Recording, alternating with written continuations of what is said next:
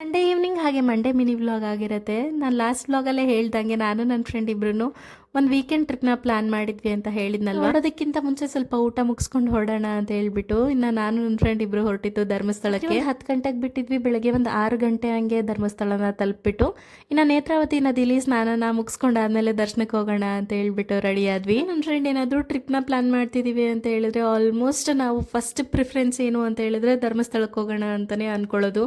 ನಮಗೇನೋ ಒಂಥರ ತುಂಬ ಇಷ್ಟ ಆಗ್ಬಿಡುತ್ತೆ ಧರ್ಮಸ್ಥಳಕ್ಕೆ ಬಂದು ಮಂಜುನಾಥ ಸ್ವಾಮಿ ದರ್ಶನ ಮಾಡೋದ್ರಿಂದ ಮನಸ್ಸಿಗೆ ಒಂಥರ ನೆಮ್ಮದಿ ಸಮಾಧಾನ ಅಂತ ಅನ್ಸುತ್ತೆ. ಹೋಗಿದ್ದು ಸಂಡೇ ಆಗಿದ್ರಿಂದ ರೂಮ್ಸ್ ಎಲ್ಲ ಸಿಕ್ಲಿಲ್ಲ, ಹಾಗಾಗಿ ಲಗೇಜ್ ರೂಮಲ್ಲೇ ಲಗೇಜ್ನ ಇಟ್ಬಿಟ್ಟು ಕ್ಯೂ ಅಲ್ಲಿ ನಿಂತ್ಕೊಂಡ್ವಿ. ಜಾಸ್ತಿನೇ ಇದ್ರು, ಹಾಗಾಗಿ ನಾರ್ಮಲ್ ಟಿಕೆಟ್ಗಿಂತ ಸ್ವಲ್ಪ ಸ್ಪೆಷಲ್ ಟಿಕೆಟ್ ತಗೊಂಡು ಹೋಗೋಣ ಅಂತ ಹೇಳ್ಬಿಟ್ಟು ಸ್ಪೆಷಲ್ ಟಿಕೆಟ್ ತಗೊಂಡೋದ್ರು 4 ತಾಸು ನಿಂತ್ಕೊಂಡು ದೇವ್ರ ದರ್ಶನ ಮುಗಿಸ್ಕೊಂಡು ಊಟ ಮಾಡ್ಕೊಂಡು ಆಚೆ ಕಡೆಗೆ ಬಂದ್ವಿ. ಇನ್ನು ಒಳಗಡೆ ಫೋಟೋ ಮತ್ತೆ ವಿಡಿಯೋ ತೆಗಿಯೋ ಹಾಗಿಲ್ಲ, ಹಾಗಾಗಿ ಒಳಗಡೆ ಏನ್ ವಿಡಿಯೋ ತಕೊಳ್ಳಿಲ್ಲ. ಏನಾದ್ರೂ ಧರ್ಮಸ್ಥಳಕ್ಕೆ ಹೋಗ್ಬೇಕು ಅಂತ ಅನ್ಕೊಂಡ್ರೆ ಬೆಳಗಿನ ದರ್ಶನ ಅಥವಾ ಸಂಜೆ ದರ್ಶನಕ್ಕೆ ಹೋಗೋದು ತುಂಬಾನೇ ಉತ್ತಮ, ತುಂಬಾ ಪೀಸ್ಫುಲ್ ಆಗಿ ಚೆನ್ನಾಗಿರುತ್ತೆ. ಎಲ್ಲ ಮುಗಿಸ್ಕೊಂಡು ಸಂಜೆ ಹಂಗೆ ವಾಪಸ್ ಊರಿಗೆ ಹೊರಟ್ವಿ.